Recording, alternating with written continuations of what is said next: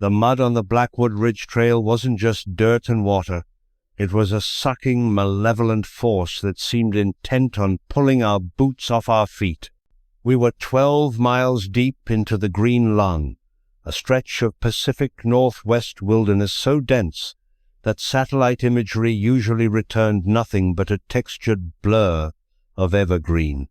According to VitalTrek, my heart rate is currently 140, Greg announced, tapping the glowing face of his smartwatch. He held his wrist up, displaying the jagged green line of his exertion. Optimal cardio zone. We're burning serious calories, guys.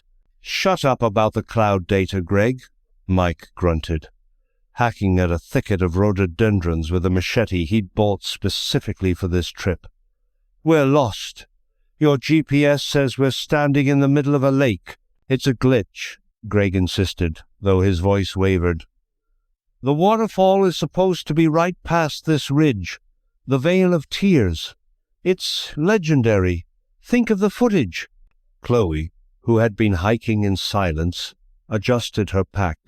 She looked pale, her usually vibrant athleticism drained by the oppressive humidity of the forest. It doesn't feel right, Mark, she whispered to me. The birds stopped singing an hour ago. I should have listened to the silence.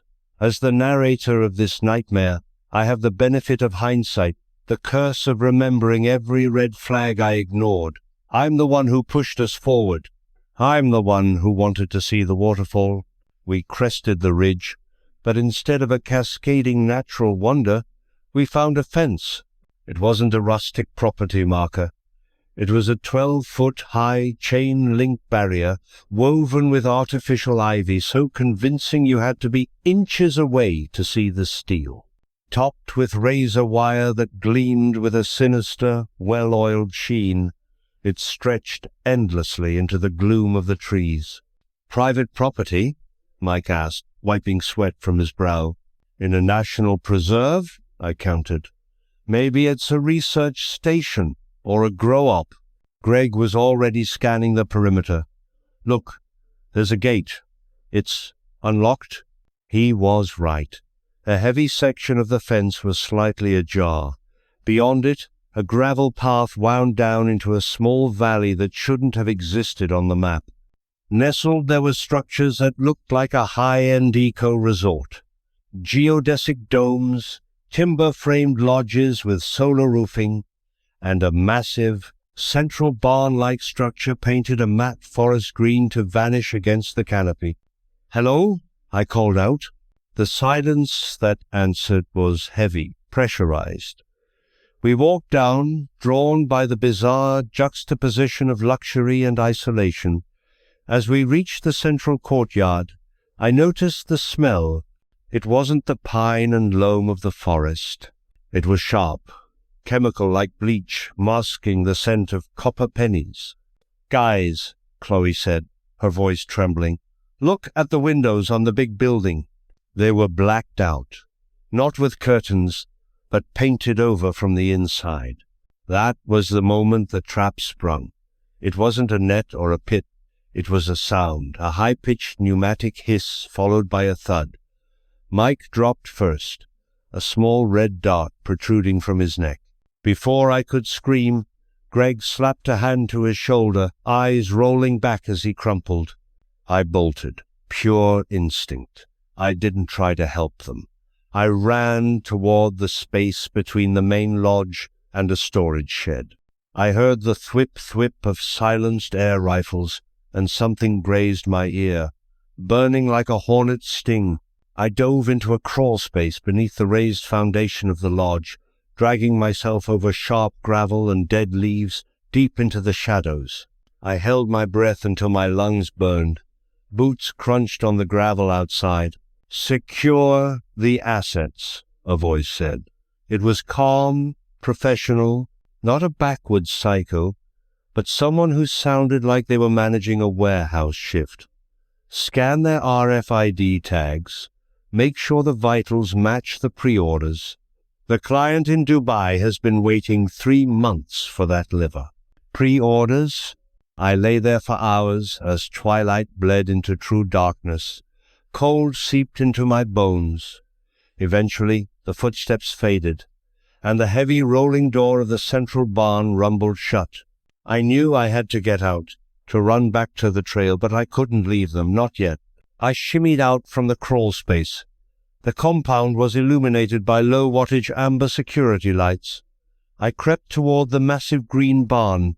There was a side door, a heavy steel slab, locked. I circled back, finding a ventilation output near the ground.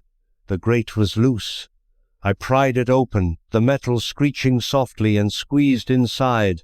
The duct deposited me onto a catwalk high above the main floor.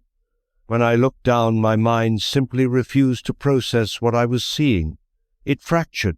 The facility was an abattoir, but it possessed the sterile aesthetic of an Apple store. The floor was polished white epoxy. The lighting was a shadowless, clinical LED array. Rows of stainless steel tables stretched the length of the room. On them lay people. They weren't dead. To my left, suspended in a translucent tank of amber fluid, was a man I didn't know. His chest cavity was held open by a chrome retractor. I could see his lungs inflating and deflating rhythmically, driven by a machine that hummed with a whisper-quiet efficiency.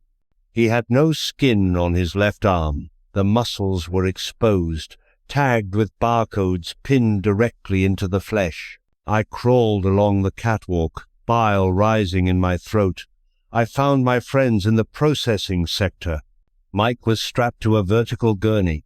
A team of 3 people in hazmat suits, white, immaculate, with full-face respirators surrounded him. One of them held a tablet. Subject 44 Alpha.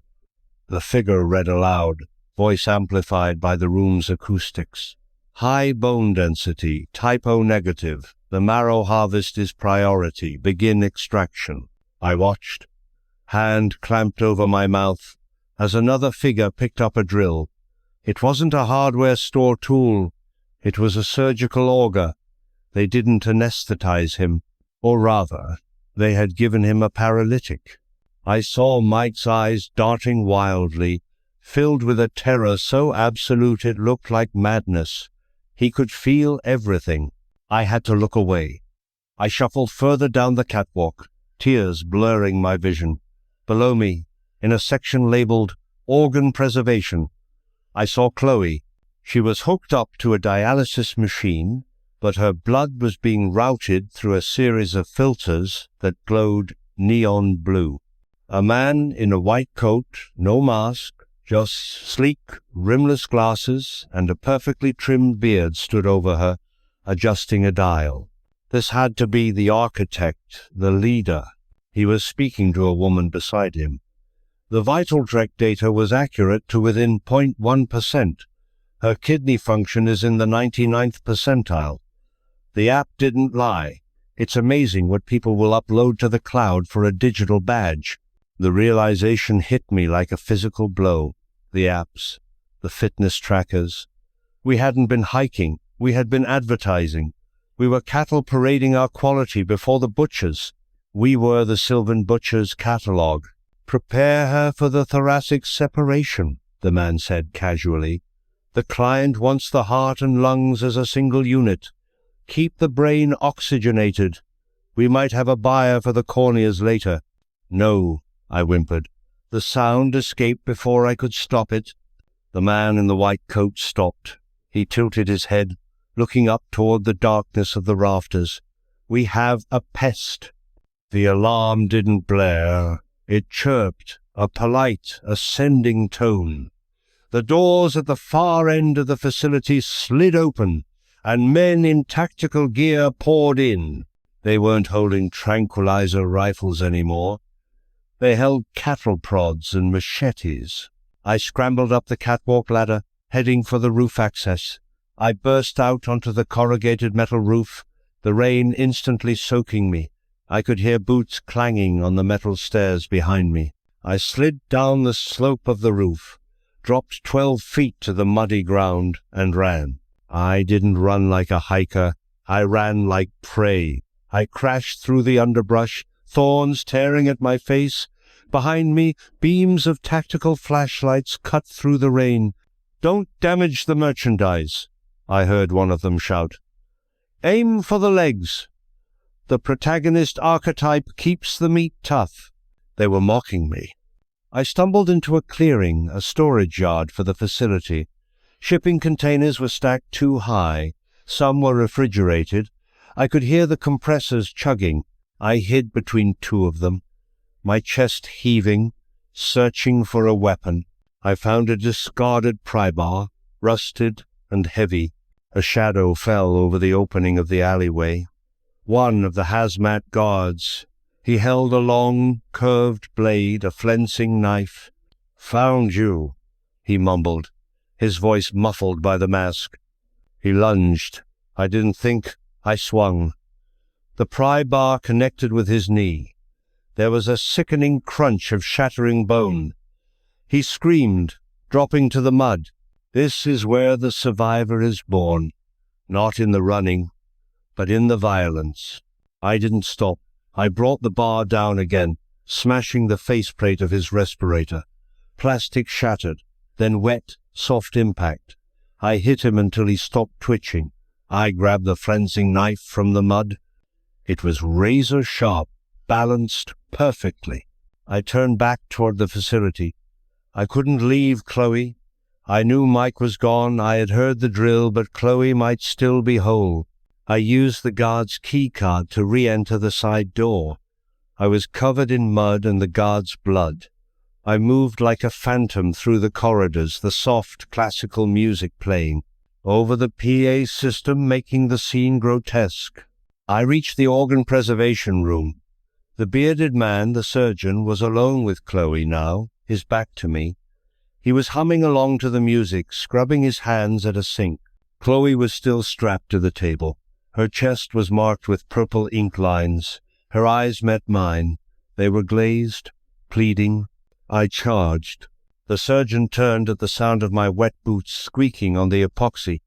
He didn't look scared. He looked annoyed. He reached for a scalpel tray. "You're compromising the sterility of the field," he scolded. I tackled him. We hit the hard floor, sliding in a mixture of antiseptic fluid and water. He was stronger than he looked, wiry and vicious. He jammed a thumb into my eye socket, trying to gouge it out.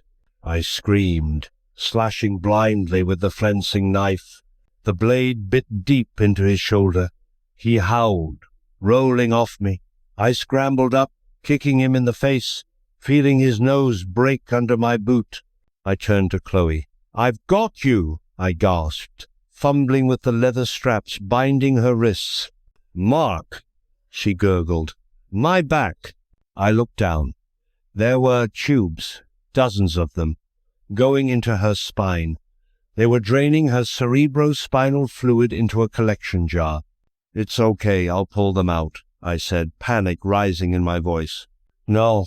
The surgeon wheezed from the floor, clutching his bleeding shoulder. "Do that, and the pressure differential kills her instantly. She's integrated into the system now. She is inventory." I looked at the monitors. Her heart rate was steady, artificially paced. If I disconnected her, she died. If I left her, she was parted out like a stolen car. "Kill me," Chloe whispered. Tears leaked from her eyes, mixing with the betadine on her skin. "Please, Mark, don't let them. Don't let me be awake for it." The doors to the room burst open. 3 guards. I looked at Chloe. I looked at the knife in my hand. The surgeon laughed, a wet, bubbling sound. "Go ahead. Devalue the asset. It's a tax write-off." I didn't cut her. I couldn't. Instead, I grabbed an oxygen tank standing near the anesthesia cart. I hurled it at the main control panel for the life support systems. Sparks showered the room. The screens flickered and died. The hum of the pumps stopped. The silence was deafening. Chloe gasped once. A terrible, rattling sound. And then her eyes went fixed and empty. The light left them. She was gone. I had saved her from the knife, but I had still killed her. I turned to the guards. the flensing knife raised, a scream tearing from my throat that sounded nothing like human speech. It was the sound of a wounded animal cornered in the dark. I don't remember much of the fight. I remember slashing. I remember the warmth of blood that wasn't mine spraying across my face. I remember the feeling of the knife getting stuck in a tactical vest and having to abandon it. I ran. I ran through the corridors, knocking over trays of instruments, smashing glass cabinets containing jars of eyes and tongues. I wanted to destroy their catalogue. I wanted to burn it all down. I found a loading dock. A truck was idling, the back open. I scrambled inside, hiding behind a pallet of insulated coolers labeled Biohazard Rush Delivery. The truck moved. I lay in the darkness, smelling the dry ice and the faint, coppery scent of death. We drove for hours. When the truck finally stopped and the driver got out, I waited until I heard him walk away. I slipped out. I was at a private airfield, miles from the Green Lung. I ran into the night, stealing clothes from a laundry line in a nearby suburb, washing the blood off in a drainage ditch. I'm in a motel room now, 3 states away. I've just finished digging the RFID chip out of my arm with a pocket knife. I didn't know it was there until I felt the itch. They must have tagged me when I was unconscious in the woods, before I woke up. I'm watching the news. There's a report about 3 missing hikers in the Blackwood Ridge area. The authorities are saying it was likely a tragic accident, a fall, or maybe a bear attack. They are interviewing a representative from the Sylvan Conservancy, a polite man with a beard and rimless glasses. He expresses his deep condolences. He hopes the families find closure. He looks right into the camera, and I know he's looking for me. I look down at the phone I bought with cash. I've downloaded the apps again, Vital Trek, RunPath, not to use them, but to feed them.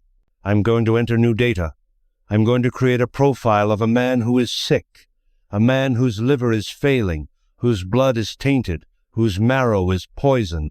I will make myself worthless to them, and then I'm going to start hunting. Because I know now that the wilderness isn't the dangerous part of the world. The danger is in the cloud, in the data, in the catalogue.